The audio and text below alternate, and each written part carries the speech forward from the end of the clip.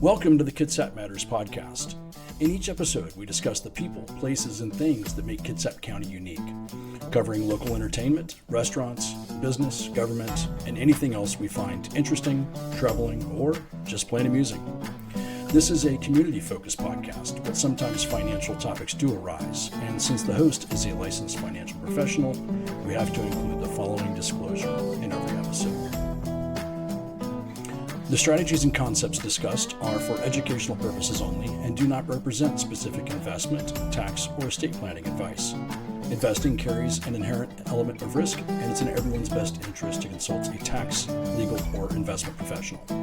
Kevin Campbell is an investment advisor representative of and advisory services offered through USA Financial Securities, a registered investment advisor located at 6020 East Fulton Street, Ada, Michigan, 49301. Peaks Financial is not affiliated with USA Financial Securities. All right, on this episode of Kitsap Matters, we're excited to introduce Laurie Camero, a coach with over 26 years of experience and a passion for helping leaders unlock their potential. Laurie has trained more than 1,400 professional coaches and works with leaders to seamlessly integrate coaching into their daily communications, develop their leader as a coach mindset, and inspire high-performing teams. She's all about creating high-relating cultures because when people get along, the work gets done. That's kind of cool. Yes, it is. Laurie lives in the Pacific Northwest. She's active in the Poulsbo Chamber of Commerce and Rotary Club of Poulsbo, North Kitsap. And here's a fun fact, and I did not know this. She sung the national anthem 5 times at Colorado Rockies baseball games. So hopefully you're ready to learn how coaching can help transform your leadership. So let's jump right into it. Laurie, thanks for joining me on the podcast today. Thanks, Kevin. I've been looking forward to this. It's always fun doing these. So that's my first question. Tell me about singing the national anthem not just once, but 5 times. 5 times, yes. I was a member of the South Denver Metro Chamber of Commerce, and we had an ensemble, and we had an amazing 4-part rendition of the national anthem, and we had a chamber day at the Rockies every year. And so when I was a member, I got to do it with them, and my daughter got to do it a couple years. My mom got to do it with us. How fun. So for somebody like me who loves baseball as much as I do, it's just a trip beyond a trip. Loves baseball, loves singing. Stand on the field and hear the reverberation. I bet that was a cool experience. It's phenomenal. Yeah, and Coors Field is fantastic. Yeah, it's awesome. Yeah. So that's very cool, and I can imagine that. Was that like kind of super nerve-wracking the first time? Well, no, it's a group of 30-ish people. Right, but even then, I mean, still, it's like, No. I mean, that's I get it's like, it would be worse if like just one person not by myself. Full-on panic attack, right? Yes, not by myself. But even in a group, it's kind of like, hey, this is a major performance, right? I mean, you're in a stadium full of people. That's pretty cool. Yeah, it was fun. That's awesome. All right, so as we talk about our formats for our podcast, usually kind of follow the process that we actually use in our planning at Peaks Financial as well. We refer to as FORM, which is family, occupation, recreation, and money. So first, we'll talk a little bit about family, talk about, obviously we want to talk about your coaching career. And you and I have known each other for several years now. Since I moved here. Since you moved here. Yeah. And so I've obviously heard a lot about it over the years. And have gone to a couple of your workshops and things like that. So, and then so we'll hit the occupation, we'll talk about recreation, money, and then, did you see the last one, best kept secret? Did you see the last question? I did, but it didn't make any sense to me. So that one, I'll surprise me. I'll surprise you, okay. All right, awesome. Yeah. So first, let's talk about family. Tell me, because you actually, I think, relocated up here primarily for family, right? Family, yes. And from Denver. Well, a couple different places after Denver. Gotcha. But I moved up here directly from Northern California in Sonoma County. I was there for 9 years. And when my daughter and son-in-law bought a house here, and found out that they were closing, I packed everything up and I was here in 2 months. Nice. So, yeah, it's wonderful to be close to them because all 4 grandkids. So. Excellent. I get to see them a lot. And so where did you grow up? Colorado. Okay. Yeah, mostly a suburb of Denver. Littleton, Colorado. Mm-hmm. Yep. And lived most of my adult life in that area as well. And what I love the most about the Pacific Northwest, I don't have to shovel rain in the wintertime. Yep, exactly. So, It's funny, as you know, and you know my wife, she's from Lakewood, the next town over from, Right. from Littleton. right. And we met up in Colorado. I spent 20 years, I guess, or so in Colorado, something like that, off and on. And when we decided to relocate from Texas, where we were currently living back in like 2015, we actually talked about going back to Colorado. And because I just knew how much my wife missed the mountains, and Yeah. so we talked about going back to Colorado. But I was like, but one, there's no water, and two, there's a lot of snow. Yeah. And what I love about being in the Pacific Northwest is I can be in the snow in a couple hours if I want to be there, or not, just over an hour, right? Just up to the ski slopes and that kind of stuff from here. But we don't have to live our daily lives with snow Right. shovels.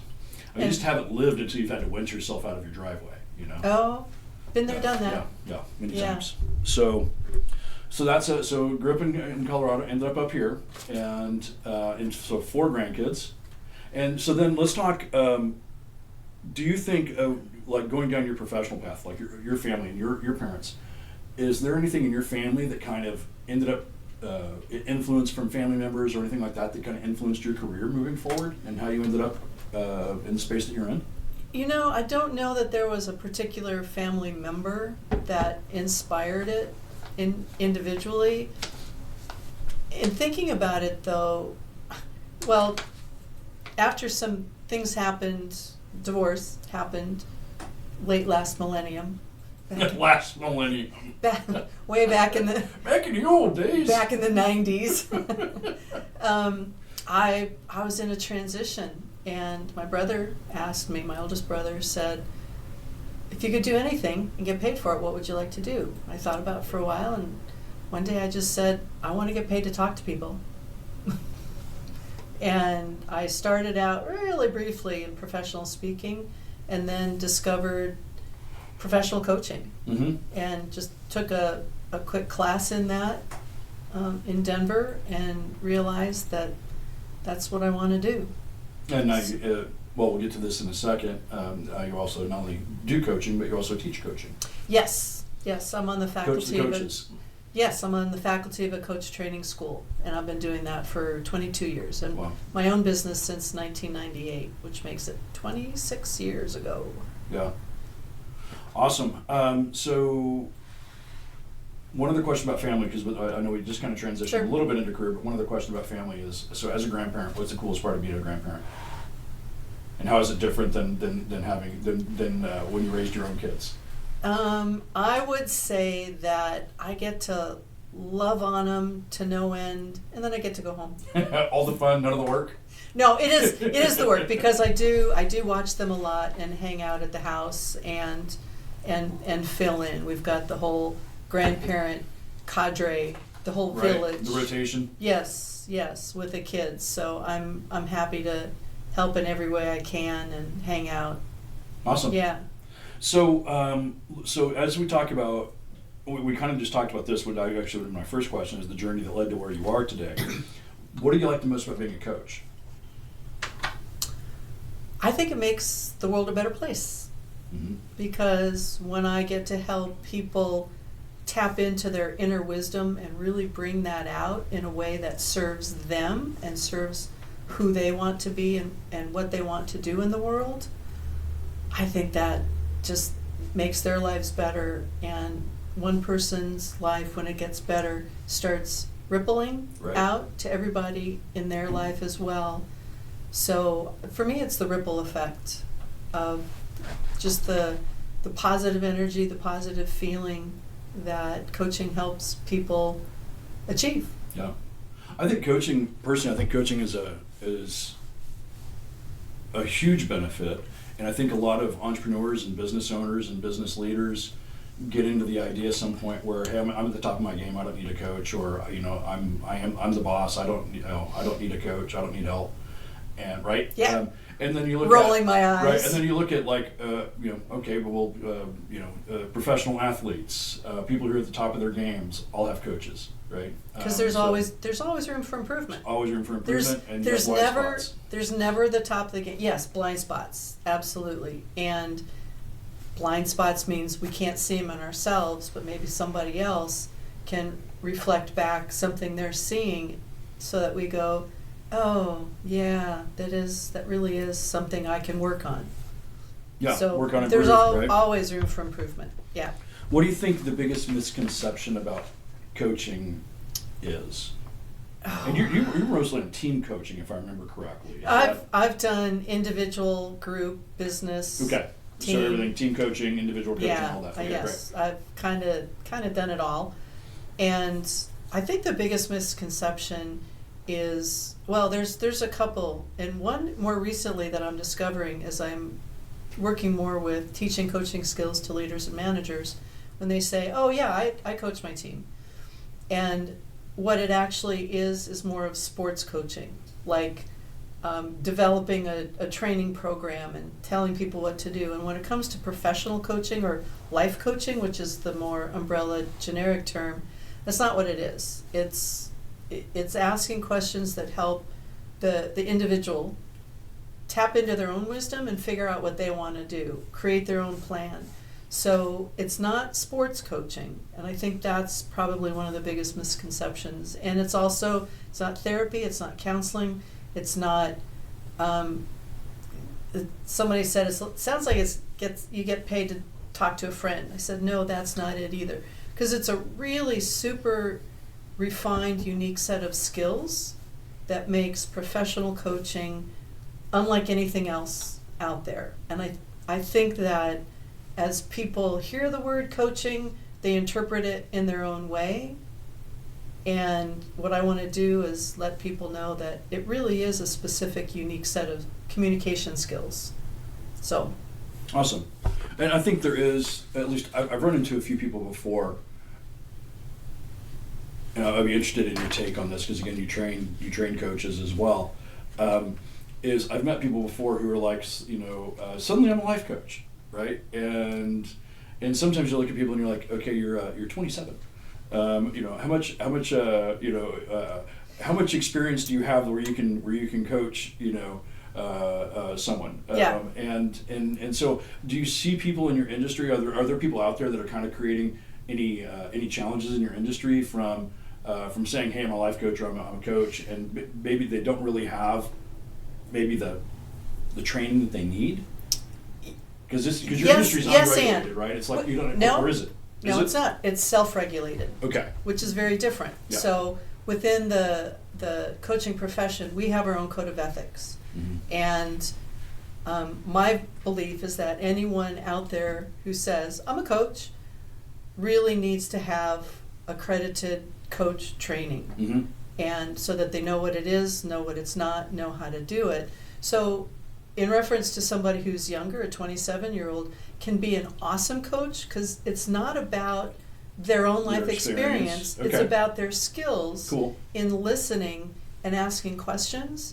And I've trained some people So in this is great. their 20s Because I that was just saying, are, what's the misconception here, right? Yeah, And obviously I have some yeah. misconceptions, so I'm guessing other people do as well. probably, yes. Oh yeah, and that's true. So I've trained some amazing coaches who are in their 20s.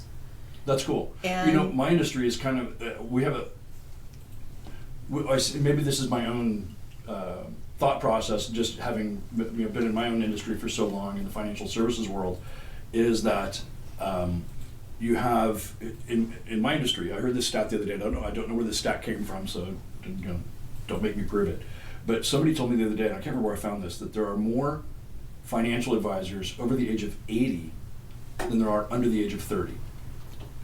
huh. Right, so that's a kind of an interesting Yeah. thing. But you take, and here's the thing, if you have financial advisors who are 70s and 80s, how much, as you get the older, for most people, I'm not going to make a blanket statement here, but most people, the older they get, the more entrenched they get in the way they do things, and may be less willing to look at changing and what's going on now.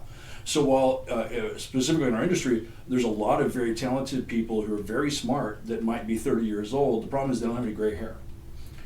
And if somebody's going to hand you, like in my world, if you're going to manage $5 million for somebody, frankly, a lot of them want to see a little gray hair. Well, You know, yeah, and there are a lot of industries where that experience makes a difference. Yeah. And in professional coaching, experience makes a difference too, and yet it's not necessarily, I don't have to know what you're going through in order to effectively coach you.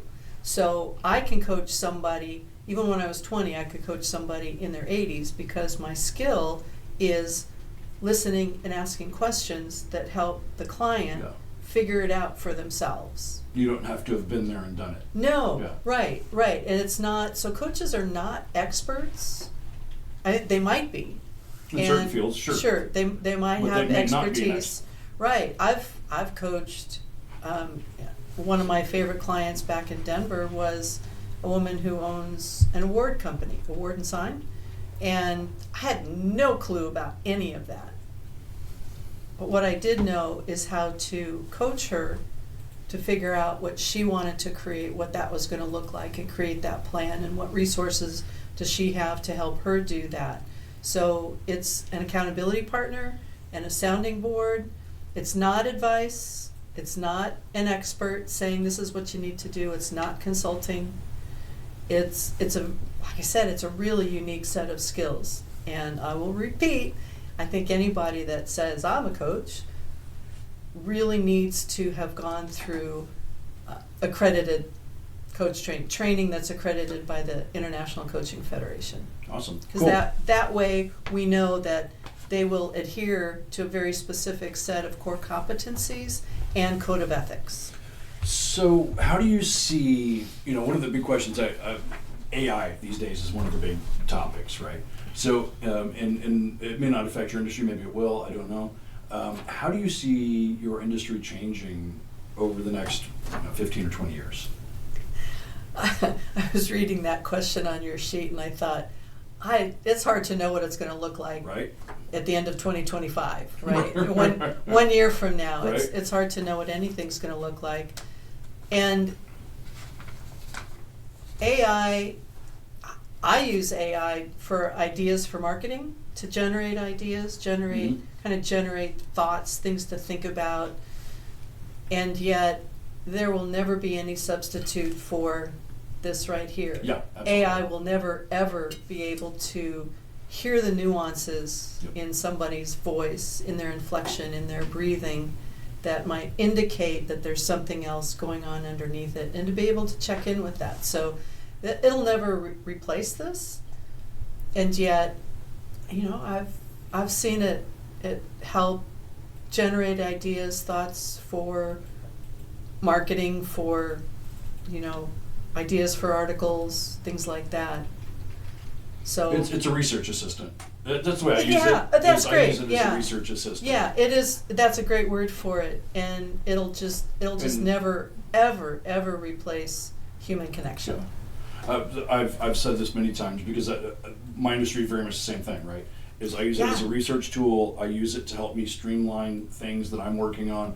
I'll use it for questions. Also use it as a double check. I was working on a problem recently for a client, and I actually ran it through several different AI tools to say, hey, what am I missing? Right? Am I missing anything here? Is my thought process Yeah. valid Yeah. on this? And so I'll use it in those ways. And of course, AI is not perfect by any means.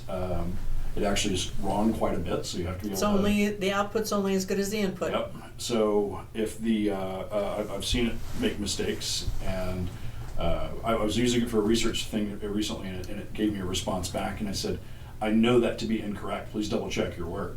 And then just a minute later, and then it says, oh, I'm so sorry, you're right. I'm sorry, you're right. And Yeah. and then and that happened like 3 times, and I finally told them, like, you're really off today. That's an interesting conversation with the computer that Yeah, you were having. I'm having a conversation with the computer telling Yeah. me, hey, you're having a bad day. Do you need to go take a nap? I was just going do you- to say, you need to take a nap. Yeah. Do you need a moment? Yeah. And so it actually went, excuse me, I will recalibrate. and I don't know what the heck that means. I'll recalibrate. gosh. But so it's something super interesting too, is if you are using AI, you have to know it's not the gospel. You got to double check it. Yeah. So did you hear I heard there was a case where an attorney had used AI to provide to help write his legal brief, and it started referencing case law that wasn't actual case law. It was Made up? It was made up. Oh my gosh. And he actually Yeah. turned in. I don't know what'll happen. I don't really know the story. I read about it somewhere, but I guess he got quite the talking to about that for citing case law that doesn't exist. Yeah, that's probably Yeah, it. and it didn't get caught before it went to court. Oh, that's So a good thing. they found it in court. Yeah. Yeah. Did not hear So about that. yeah, it didn't go well. So what do you think is the best part of doing coaching? What's the outcome for you that you enjoy? Oh, seeing people grow and evolve and get excited about their lives, excited about a project, excited about a change. Rejuvenation. Rejuvenation. And even in a 30-minute coaching session, somebody can come in confused, frustrated, just lots of angst going on, and in less than 30 minutes they have a new perspective, a new Mhm. outlook, a new way of looking at things, and they're ready to go take action because they have an action plan, they have some accountability, and all that happens really quickly. And a client, what we call in the industry is a shift, right? They're aha, like, oh, maybe I can do this, or oh, I think this will work, or oh, I forgot that I can do this, or I have this resource. And it's that aha that things just really open up and they get all excited and thinking about the shift. It's a high for me. It Yeah. really is. It's like I get to be part of this process of somebody opening a new door. And I always tell my coaching students, it is a high, and it's a high that is legal and somebody else pays me to get. So that's great. Yeah. but it really is a part of it, because when people are out there really living at even just a slightly higher level in their lives, the whole world is a better place. Yeah. I really believe that. It doesn't necessarily take a revolutionary swing in things to vastly improve numbers. Oh, right? If you ever heavens look at no. Yeah. what is it, the Pareto, right? 80-20 rule, right? So if you can Right. just improve efficiency by even just a few percent, that can sometimes change things just massively. It's not like you need 100% improvement. Maybe sometimes just small Right. incremental steps can make a massive difference. Because it creates the momentum. Yeah. And one of my favorite questions to ask a client at the beginning of the session is, so on a scale from 1 to 10, where are you now with this? Right? And it might be 4, 5, 2, whatever.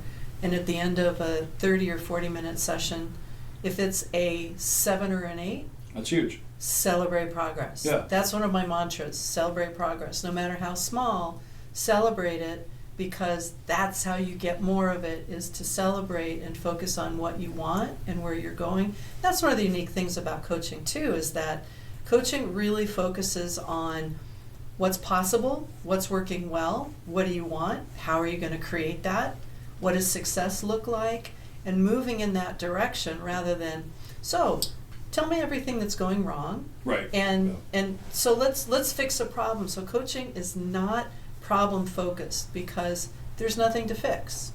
It's all vision success focused, and it's how are you going to get there.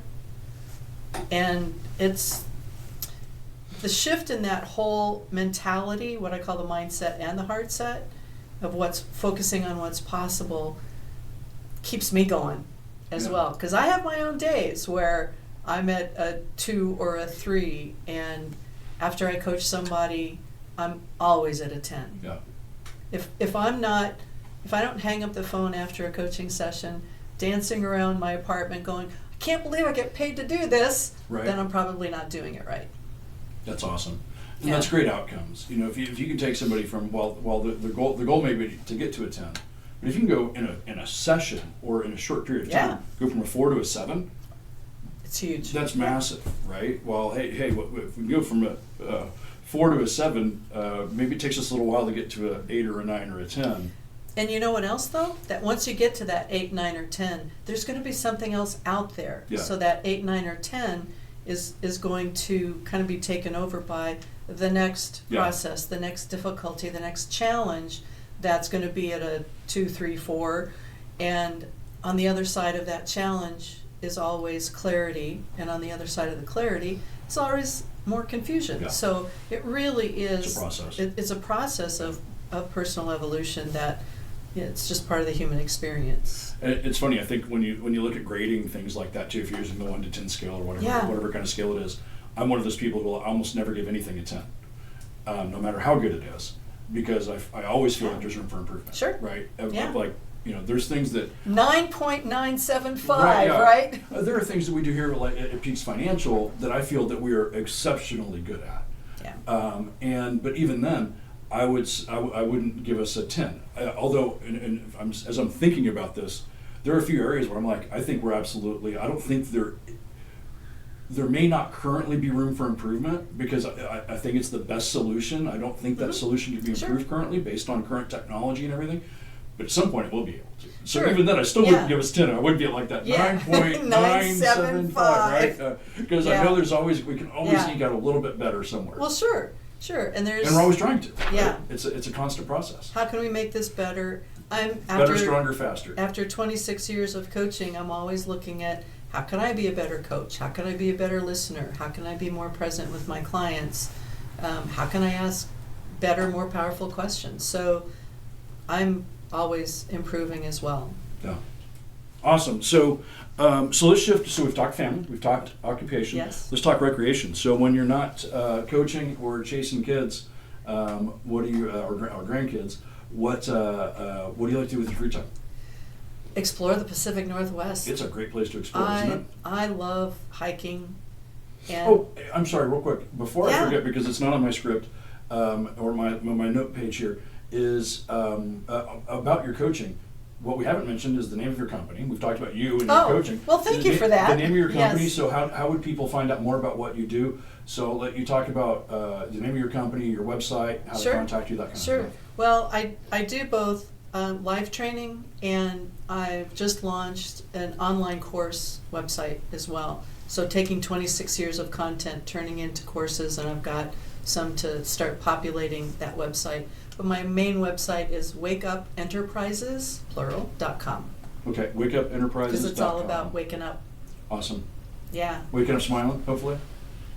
Yeah, most days, yes. So, Okay. so they can reach me there, and I have a contact page and information and a link to the online course site, which is I remember you telling me about that. wake you're up, launching that. wake up you, the letter U, .biz, B-I-Z. So they're all interconnected. So right now I am focusing on teaching coaching skills to leaders and managers. So with live training locally and online courses virtually. Excellent. Awesome. Thank you for asking that. So, Now what do I want to do? now. The fun stuff. Yeah, the fun stuff. This is fun stuff. So Pacific Northwest, obviously, I haven't been here all that long either. I'm like, yes, I've been here 8 years now. I still feel like it's. I got half of that at 4. I still feel like it's brand new in some Yeah. days. Love it, absolutely love it. I love our community. I love Poulsbo and all of Kitsap County, all the little just wonderful gems of places we have. So when you say exploring, what are you out there doing? What's your recreation stuff? Hiking. There's so many fun places to hike. Just a little quick 1-hour hike to. I still want to get over to the Olympics, the Olympic National Forest and Olympic National Park It's on enormous. the Olympic Peninsula, and start exploring those. So I have a goal to do that. Find some people to go hiking with. But even right around here in North Kitsap and Central Kitsap, they're just great little hiking trails. There's even urban trails. Lots of urban trails, yeah. There's And one I that takes right out of our parking lot here. I don't know if you know No. that. You can go from the parking lot up to the high school. Oh, okay, I did hear about through that. the wilderness trail that comes Yeah. out right here in our parking lot. Yeah. So being out and, being part of the Rotary Club of Paulsville, North Kitsap, a lot of service projects and a lot of hanging out with friends that I've made there, and Yeah, it's a fun club. wine tasting. Well, it's testing. It's all very scientific. We're testing. going to test 6 of these out. Yeah, the wine tasting or just getting together with friends for a cup of coffee or a cup of tea and chatting and building those friendships and connections. For cribbage with friends, Right. as well. Just sitting down with people really is my hobby. Yeah. Is being with people that I like being with, obviously, and there's a lot of those here. Yeah, there's a lot of great people here. I do love our community. It's Yeah. full of wonderful, wonderful people. All right, so let's shift to money a little bit. So as You have some? buckets full. Buckets. I'll take a half a bucket. Half a bucket coming right up. So as we think about money, who or what or who's had some of the biggest influences on your financial life? Well, I didn't have much of a financial education growing up. Happens to a lot of people. Yes. Most people, in fact. In my era, in the mid 1900s. The mid-19. mid to late 1900s. One of my grandsons says, back in the old days. No, he says, so was that back in the 19s? Oh my gosh. Yeah. Yeah. Back in the 19s. Anyway, I really didn't have any kind of financial education. I think my parents struggled with that a lot and was never really taught what to do with it, how to manage it, how to invest it. So it was really later in life that I got to learn from some pretty significant mistakes and choices. Or let's call them choices. Right, choices. Not mistakes. Yes, They're learning opportunities. I created some phenomenal learning opportunities for myself around money and finances. And it's been good. So obviously finding good advisors has made a big difference. And which, in full disclosure, yes. yes, in full disclosure, Laurie is a client of Peaks a Financial. very happy one too. Awesome, by thank the you. way, and learning about that, and my brain can grasp the numbers, all of that. It doesn't take very long for my eyes to glaze over and my brain to fill up. Say, okay, I'm done. Yeah. I like understanding what I can so that I can make good choices. And it's also about relying on people that you trust, obviously, to have some deeper insights on kind of how to maneuver it and what to do with it in order to, as I approach as I continue to move forward age-wise, it's how do I make sure that I'm still taking care of myself? Yeah. Yeah. Absolutely. So I think I already know the answer to this question for you, but when you think of the word retirement, what comes to mind? Well, you and I have talked about this. Yeah. I don't have the traditional perspective or definition of retirement because frankly I haven't had what growing up was considered a traditional career path because I've been self-employed for 26 years and so not working full-time for another company and the Social Security retirement accounts, all of that kind of stuff. So at the same time, what I look at is I don't really see the need to retire from work that I think helps people and helps the world be a better place. So my focus right now with the online courses is, retirement income, passive. It's not always passive, but semi-passive income to contribute to retirement so that I have more flexibility and less need to show up to make money, that there's other revenue coming in from other places that, I've worked to create it, but it's bringing in revenue when I'm taking my grandkids hiking, Yeah. kind of a thing. So, I feel much the same way. You and I have had this yeah, conversation. yeah, of, we have. Of like, I had somebody recently, a new client, ask, okay, so like, because this is something that sometimes a lot of clients are concerned about. Is, hey, is Kevin going to retire soon? And I'm like, heck no, I'm not retiring anytime soon. I'm like, I've spent my whole life getting this good at what I do. Yeah. I've spent years and years honing these skills, and it's kind of funny. I joke that so we just last month, November, was the 15th anniversary of Peaks Financial. I know, and you still need to have a party. Oh, we do. Yeah. And so, and I joked that I've been doing this. I've got 15 years of even though we've only been in business 15 years, I've got 25 years of experience because that first decade I was working 80-hour weeks. Yeah. Right. So, but it's like I've spent a lifetime mastering, Yeah. and getting, building skills and getting as good as I can be. And it's like, why would I stop this now? I still have further to go. Again, it's not like I'm sitting here going, hey, I've got it all perfectly nailed. Because again, Yeah. as I just said a minute Yeah. ago, I never give anything a 10, right? So we always still have room for improvement. But I have, and again, both of us, neither of us are in a position where we're swinging a hammer or digging ditches or something like that. That's a physical trade. Right. So we both have careers that you can go for. And thank you to all the people that do that. Absolutely. Yes. Absolutely. But for us, that we don't have a physical limitation of being able to go, hey, Sure. I'm getting too old for this. Right. So it's great to be able to be in that position Yeah. and continue being able to. It's like, and I know you feel very much the same way. We've talked about this. I love what I do. I'm good at it, and why would I stop doing that? And doing something that feels like a calling Yeah. and connected to purpose, which is also something I've helped clients with, is really look at why are they here and how can they express that in the world? How can they make money Yeah. with a calling, and how can they share that with others? So, yeah, I want to transition it, and I want to keep a hand in it, and always keep a hand in public service Yeah. too.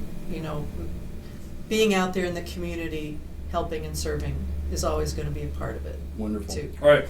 Last question, because we're about out of time. Is this the surprise question? The surprise question. Okay. So since you've been in Kitsap, Kitsap County, what do you think the best kept secret in Kitsap? So this could be a restaurant, it could be a hike, it could be a viewpoint, it could be anything. But what is something that you think is really cool that maybe not a lot of the listeners know about or have heard about? Fish Park.